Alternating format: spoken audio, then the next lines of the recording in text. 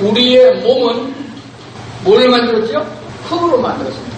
그리고 하나님이 우리에게 뭘 내줬어요? 생기를 불어넣었죠. 흙으로 사람을 빚어 만드시고 하나님이 생기를 그 코에 불어넣으시니 살아있는 영적 존재가 됐다. 그렇게 말하는 거예요. 살아있는 거예요. 그런데 이상한 게 하나 더 있어요. 우리가 분리할 적에 몸, 영, 혼 요걸 합해서 영혼이라고 말합니다.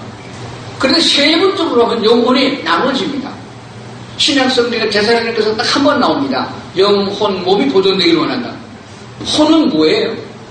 영은 뭐 하나님께로부터 온 거니까 하나님께로부터 온 거니까 영이고 혼은 도대체 뭐예요? 그러면은 우리가 보통 사람이다, 살아있다 하는 것을 인정하려고 그러면은 그 사람이 어떤 것을 분별할 수 있느냐? 그래서 지식이 있어야 됩니다. 지식. 죽은 자는 지식이 없습니다. 살아있는 자는 지식이 있어서 분별하게 됩니다. 그 다음에 감정이 있어야 돼요. 좋은 거, 뜨거운 거, 차운 거, 미운 거, 싫은 거. 감정이 있어야 이게 사는 사람이에요. 근데 식물인간은 감정이 없잖아요. 그래서 사람이에요. 그 다음에 뭐가 있어야 돼요? 의가 뭡니까? 옳은 것이냐, 그런 것인가를 분별하는데 양심이 있다, 그 말이에요. 이것이 있으면은 뭐가 있는 사람이에요? 살아있는 사람이에요. 그럼 이게 어디에 속하느냐? 이게 혼에 속한 사람. 혼이 어디서 왔냐, 이거예요. 저는 이렇게 해석을 합니다. 몸에다가 영을 넣어서, 불어 넣어서 살아있는 생명이 됨과 동시에 혼이 파생됐다. 그러면 죽으면은 몸에서 영이 떠나가면 죽은 것이고 떠나가가 동시에 혼도 없어진다. 그러나 영은 왔던 곳이 있기 때문에 존재하고 몸도 왔던 곳이 있기 때문에 존재합니다. 몸은 흙에서 왔은 즉 흙으로 돌아가고 영은 여기서 왔은 즉 하나님께 돌아간다. 그러나 혼은 파생된 거기 때문에 없어진다. 없어지는 것을 목숨을 건단 말이에요. 혼이 존재할 수 있는 것은 영과 육이 결합됐을 때 있는 것입니다. 그러면 부활은 뭐냐? 영은 하나님께 돌아갔잖아요. 그래서 쉽게 말하면은 예수를 영접하지 않고 죽은 사람은 지옥에 간 게 아니고 지옥에 가기 전에 대기하는 장소 음부에 가 있습니다. 예수 그리스도를 구주로 영접한 사람은 천국에 간 게 아니고 천국에 가기 전에 대기 장소 낙원에 가 있습니다. 이해가 갑니까? 그렇게 하면은 그래서 마지막 백보자 심판이 끝난 다음에 그게 확정되어서 되면은 지옥에 가고 천국에 간 게 나눠지게 돼 있습니다. 그러면 부활은 뭐냐? 우리가 예수 그리스도와 함께 부활이 되어질 때에 우리가 부활되는 거예요. 우리가 하나님께로 가 있던 낙원에 가 있던 영에다가 하나님의 육신을 다시 입혀주면은 존재하게 되는 겁니다. 그때 혼도 살아나게 되는 것이에요. 이렇게 얘기를 해도 잘 기억이 안 날 테니까 뭐 지나가고 이제 물어봅시다. 우리 모두가 다 죽어서 부활될 때 무엇이 부활하느냐 하는 것을 물어보겠습니다. 자, 제일 먼저 영이 부활한다. 두 번째 혼이 부활한다. 세 번째 몸이 부활한다. 세 번째죠, 몸이 부활한다. 그건 좀 그래. 그러면 네 번째는 뭐냐 하게 되면은 혼이 부활한다. 다섯 번째는 혼, 몸 다 부활한다. 1번, 2번, 3번 어디가 맞나요? 하나는 선택해야 됩니다. 그 중에 하나가 정답이 있습니다. 나머지는 다 오답입니다. 여러분의 믿음과 양심과 생겨서 손을 들어보겠습니다. 비디오로 찍고 있어요. 자, 첫 번째, 겉으로 들면은 좀 창피할 테니까 속으로 드세요. 영이 부활한다. 혼이 부활한다. 몸이 부활한다. 영혼이 부활한다. 영혼, 몸이 부활한다. 다 들었나요? 다 들었습니까? 이해하셨죠? 이 안에는 정답이 없습니다. 정답은 뭐냐 그러면은 몸이 부활합니다. 죽음이라고 하는 것은 우리가 말하는 죽음은 육체의 죽음을 말하고 성서적인 죽음은 하나님과 분리를 말합니다. 이거 아시죠? 에덴 동산에 아담과 하와가 선악과를 먹으면 정령 죽으리라. 그런데 그거 먹고 축사했나요? 900岁 넘게 살았어요. 하나님과의 영적 교제가 단절돼서 분리된 것을 말합니다. 분리된 영혼이, 분리된 사람이 다시 하나님을 만나면은 살아나는 거예요. 아담과 하와가 하나님을 만날 수 있는 길이 없습니다. 하나님이 찾으셔서 구원의 길을 주셔야 되는 거거든요. 그러므로 신약성서에서 잘 알고 있는 장례식장에서 목사들이 늘 암송하듯이 쓰는 요한복음 11장, 나는 부활이요 생명이니 나를 믿는 자는 죽어도 살겠고 살아서 믿는 자는 영원히 죽지 않으리라. 자, 여기서 물어봅시다. 나를 믿는 자는 죽어도 살겠고 뭔가요? 몸입니다. 살아서 믿는 자는 누구예요? 영이에요. 예수 그리스도를 구주로 영접한 사람 하나님을 만난 겁니다. 그 마음에 하나님의 나라가 이루어진 거예요. 그래서 예수를 구주로 영접해서 하나님을 만난 사람은 영이 사는 겁니다. 하나님과 교제가 되니까 기도하면 하나님이 드시고 응답 주시잖아요. 이 영은 죽지 않습니다. 영원히 죽지 않습니다. 그러면 죽는 건 누가 죽어요? 몸이 죽습니다. 몸이 다시 살아나는데 어떻게 살아나느냐? 고린도전서 15장을 찾으시기 바랍니다. 몇 절을 보냐 그러면 35절을 보겠습니다. 다 같이 보겠습니다. 시작. 누가 묻기를 죽은 자들이 어떻게 다시 살아나며 어떠한 몸으로 오느냐 하리니. 여기 지금 뭐라고 말했어요? 죽은 자들이 어떻게 다시 살아나며 어떤 몸으로 오느냐. 몸의 부활을 말하고 있습니다. 어떤 몸으로 오느냐라고 묻습니다. 사모님 50은 넘었나요? 아직 안 됐어요? 근데 그 교통사고로 돌아가셨어요. 몸이 예수 믿어서 영혼은 살아있으니까 하나님이 육신을 입혀줘서 몸을 부활한단 말이에요. 그러면 그때 어떤 몸으로 부활할 것 같아요? 몇 살쯤? 여자, 남자? 전혀 다른 모습으로? 그럼 같은 성경 고린도전서 15장 20절, 그러나 이제 그리스도께서 죽은 자 가운데서 다시 살아나사 잠자는 자들의 뭐가 되었도다? 첫 열매가 되셨도다. 23절, 그러나 각각 자기 차례대로 되리니 먼저는 첫 열매인 그리스도요 다음에는 그가 강림하실 때에 그리스도에게 속한 자요. 부활의 첫 열매는 누구죠? 예수님이십니다. 그렇다면 첫 열매라는 말을 인터넷에 떠돌아다니는 첫 열매 설교한 설교를 다 지적하는데 첫 열매에 대해서 바르게 설명해주고 딱 부러지게 꼬집어서 성경할 게 한 분도 없더라고요. 첫 열매. 뭘 말할까요? 그냥 처음 열매예요. 그냥 처음 열매. 나무를 하나 심었는데 과일나무는 씨앗을 심으면은 한 3, 4년 돼야 빠른 열매가 달리고 어떤 10년 지나야 열매 달기도 해요. 심어놨는데 이게 뭔 나무인지 잘 모르겠어요. 근데 열매가 달렸어요. 이게 사과가 달렸어요. 그러면은 이게 첫 열매입니다. 첫 열매는 구약에서 사람이 먹으면 안 돼요. 하나님 겁니다.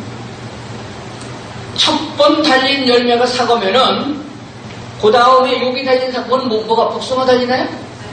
여기도 사과, 여기도 사과, 내년에도 사과, 그 후년 사과, 그 얘기를 말하는 거예요. 그래서 예수님이 부활의 인간으로서 최초로 부활한 샘플. 그러므로 너희가 예수님과 같이 부활한다. 어떤 사람? 예수에게 붙어있는 사람. 여기는 뭐라고 말했냐면 우리 말씀 지금 개혁개정판에는 뭐라고 그랬죠? 강림하실 때에 그에게 속한 자, 그리스도에게 속한 자라고 했어요. 속했다는 말과 붙었다는 말과 어느 게 좀 실감이 나요? 원어에는 붙은 거로 해석하고 있어요. 오래된 성경일수록 그리스도에게 붙은 자 이렇게 말하고 있어요. 붙었다는 것은 뭘 의미하느냐 하게 되면은 성경에 이렇게 말합니다. 성경을 안 찾고 그냥 하겠습니다. 예수님께서 이방인, 즉 사도 바울을 통해서 로마에서 말하기를 로마서 11장에 나오는데 우리 이방인이 예수를 믿음으로 하나님의 자녀가 되는 것을 뭐라고 설명했는 것 같으면은 참 감람나무가 마땅치 않아서 가지를 자르고 돌감람나무인 너를 접붙인다 이렇게 말하고 있어요. 근데 이 가지 하나가 잘라냈어요. 그리고 여기다가 돌감람나무를 접을 붙였다 그랬습니다.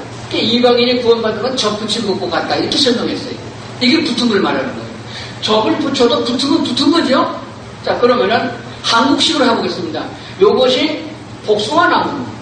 이게 무슨 복숭아냐 그러면은 아주 맛있는 참복숭아. 가지 하나를 자르고 접을 붙였는데 여기다가 개복숭아를 붙였어요.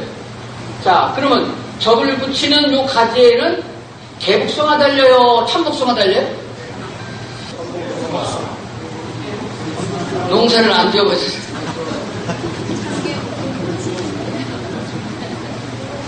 요즘 수박 농사 이렇게 짓습니다. 병충해가 많으니까 아주 토종 호박을 심어서 싹둑 잘라버리고 거기다가 수박을 접붙입니다.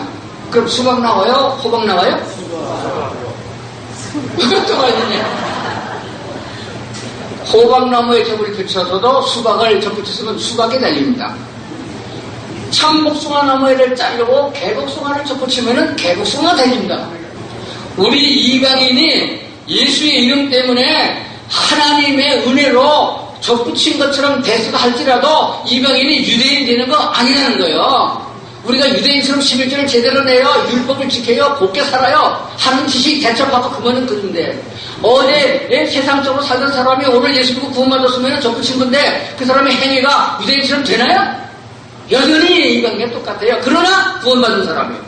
뭘 말하는 겁니까? 접을 붙였다는 것은 살아있다는 것을 말합니다. 그런데 신기한 거는요, 로마서 11장 보십시다. 11장 17절. 또한 가지 얼마가 꺾여졌는데 돌 감람나무인 네가 그들 중에 접붙임이 되어 참 감람나무 뿌리의 진액을 함께 받는 자가 되었은즉. 여기에 가장 중심 단어는 진액입니다. 자, 여기 보시고 이건 중요한 거예요. 자, 접붙였어요. 살았죠? 뿌리로부터 올라오는 영양분은 참복숭아나 개복숭아나 똑같이 간다는 거예요. 하나님의 은혜는 유대인에게만 복이 가는 게 아니라 이방인에게도 똑같이 가는 거예요. 그래서 영생의 복도 주시고 삶의 축복도 주시고. 근데 신기한 거는요, 이게 복숭아가 아니고 감람나무라는 데 있습니다. 감람나무는 기름을 짜는 겁니다. 접붙인 첫 해에는 감람 기름이 안 나와요. 돌감나무 나와요. 3년 가고 4년 가고 5년 가고 10년 가면은 돌감람나무에서 기름이 많이 나오는 거예요. 100% 참감나무만큼 안 나오더라도 20년만 가면은 거의 96%까지 따라간다는 거예요. 그러면은 유대인화? 뭐가? 행위가 붙어있다는 증거가 뭐예요? 우리가 그리스도에게 붙어있는 자가 부활된다고 했는데 붙어있다는 증거가 뭐예요? 하나님의 말씀을 공급받고 있느냐 안 받고 있냐는 거예요. 그러므로 말씀을 들으라, 교회를 나오라, 성경 공부하라는 이유가 거기 있습니다. 말씀을 들을 때마다 깨달아지고 회개가 되어지고 아멘 아멘 되는 사람은 붙어있는 사람이에요. 아, 구원받았으니 됐다, 구원받아 마냥 무슨 짓을 해도 되냐고 나가 돌아다니면 그게 구원된 게 아니에요.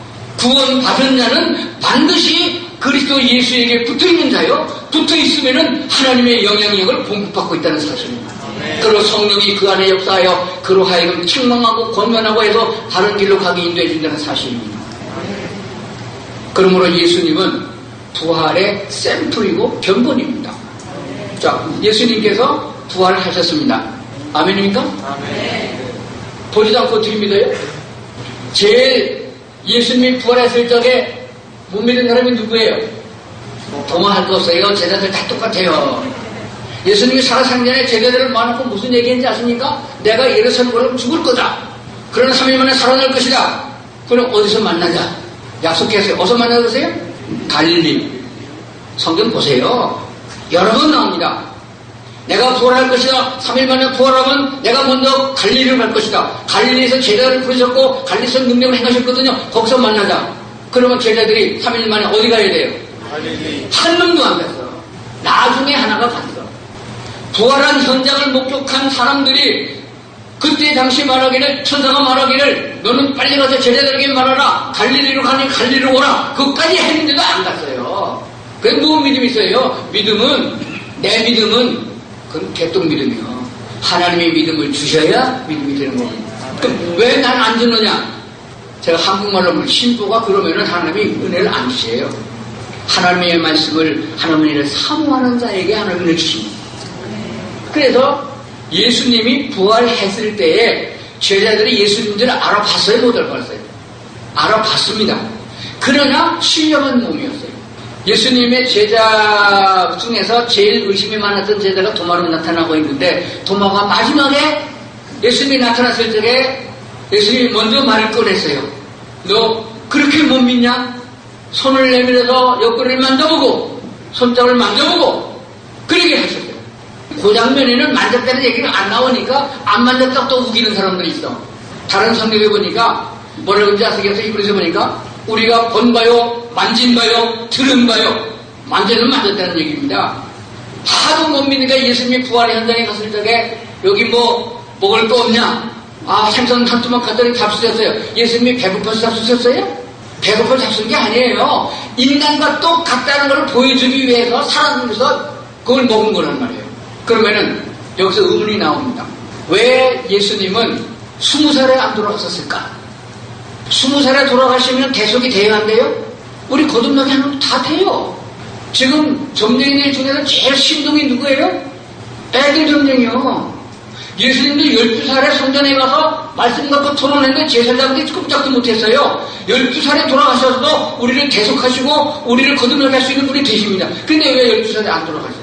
왜 하필이면 33살이냐 이거요. 또 오랫동안 사역하시고 병도 많이 고치시고 제자들도 더 많이 만들고 얼마 죠. 근데 예수님 80에 안 돌아가셨어요. 왜?